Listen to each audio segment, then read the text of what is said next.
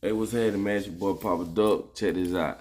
Like, comment, subscribe if you're on YouTube. Make sure you hit the notification so you're notified every time I drop a video. And look below, you will see merchandise that we sell.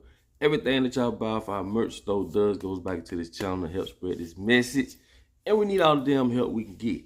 Now listen, I got a very important video for y'all, right? And this is some of the stuff that they're not going to teach you, like I be telling y'all. They ain't going to teach all this stuff. And definitely fake ass so-called black leaders definitely ain't going to teach you this. And this is why this is going to continue to keep going on. It's called qualified immunity. Do you know what that means? That's basically where law officials and, you know, things of that nature are protected when they do lawful deaths or incidental deaths. This shit protects the police from going to jail. It's called qualified immunity. Why in the hell don't nobody know about that? Why they ain't talking about that? And on top of that, I told y'all they have to constantly show you what's gonna happen to you if you try to buck or if you try to get out of line. They showing you month after month, year after year what happened to black folks when the police is involved. Now they got it to the point where people are afraid to pull over. They have to put that fear in you. They don't want to show the opposite when people strike back on their ass. You feel me? Like they doing over there in damn, what it said. I was seeing where it's another country they was doing that on the police officers. They was actually riding back down on their ass.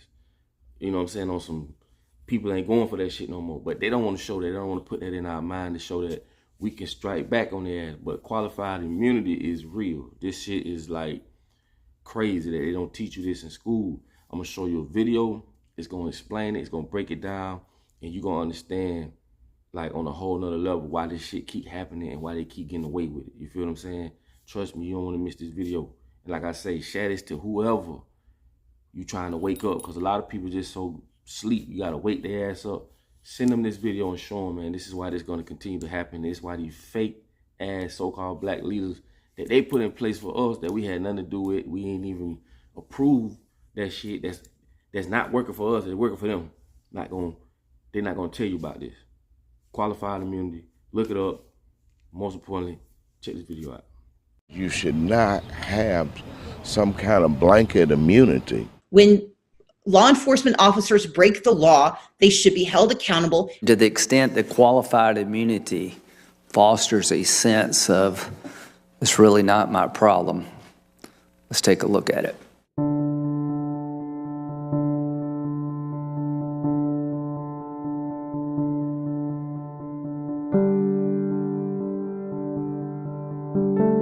Qualified immunity is a legal doctrine that was developed through court precedent rather than through congressional legislation. The purpose of qualified immunity is to protect government employees from frivolous litigation. However, it's become an increasingly effective shield in thousands of lawsuits that are seeking to hold cops accountable when they're accused of excessive force. When a black man is brutally beaten, his family goes to court and tries to hold the officer accountable. Now, the law is written, says that the family can do that. It says that the victim of civil rights abuses can do that. Congress passed an act that dates back to Reconstruction. It was called the Ku Klux Klan Act. And it says very clearly that victims of state violence, civil rights abuses have the right to hold government officials accountable. The Civil Rights Act that Congress passed in 1871 created the legal violation, really, the right to sue. Qualified immunity is something that courts invented, and it says, think again. It says we don't care about any of that. We are going to make him immune. Unless you happen to be able to point to a case that involved the same conduct and the same context, where a court told some other officer that it was wrong. So when granting qualified immunity, judges are looking at a kind of a two-part test. First, was there a civil rights violation? And secondly, was it clearly established? But a more recent Supreme Court decision in 2009 allowed judges to skip the first part of the test and only answer, was this violation clearly established as a violation?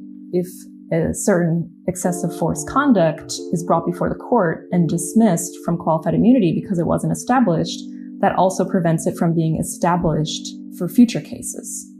The degree of specificity that the court has required of victims and their families to get any sort of relief or accountability in the courts is quite extraordinary. For anyone else, if you're talking about a doctor, you're talking about a construction worker who you want to hold accountable, showing that they violated the law, you can come into court, we'll hear you, we'll give you a trial. But when it comes to police officers, when it comes to state officials, don't even try that.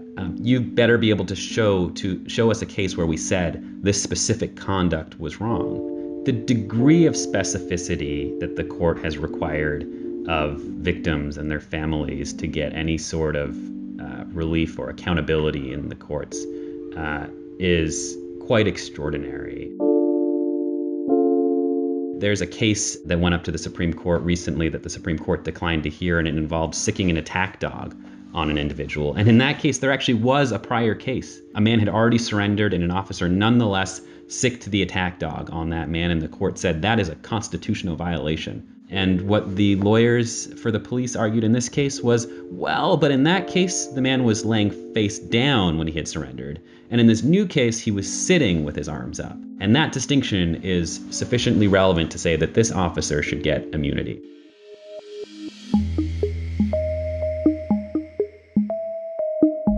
Our team of reporters read through hundreds and hundreds of lawsuits, and we found that not only is qualified immunity a very common outcome, but that it's been getting easier and easier for police to have lawsuits thrown out because of qualified immunity.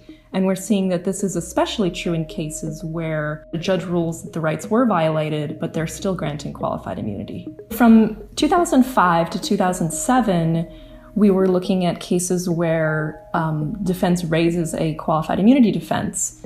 And in those cases, there was a qualified immunity ruling that favored the police in only 44% of cases. But in the more recent years, from 2017 to 2019, the ruling on qualified immunity favored police 57%, more than half the time. And there have been a number of Supreme Court rulings in that period in between that made it much more difficult for plaintiffs to overcome qualified immunity. It's a pretty growingly controversial doctrine, even within the Supreme Court itself. For example, Sotomayor in particular has been outspoken in some of her dissents, writing, for example, in one, it's telling police that they can, quote, shoot first and think later, and it tells the public that palpably unreasonable conduct will go unpunished.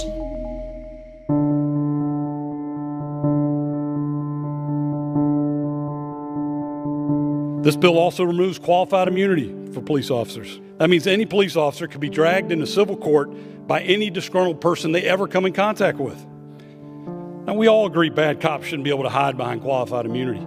A year ago, I would have said the Supreme Court is the only audience that is really paying attention here, but that's not true today. There's been a lot more attention at the congressional level in discussing what could happen to the doctrine next, whether to reform it or abolish it. The House has passed a bill that would end qualified immunity. The resolution is adopted. And it's sitting in the Senate waiting for action.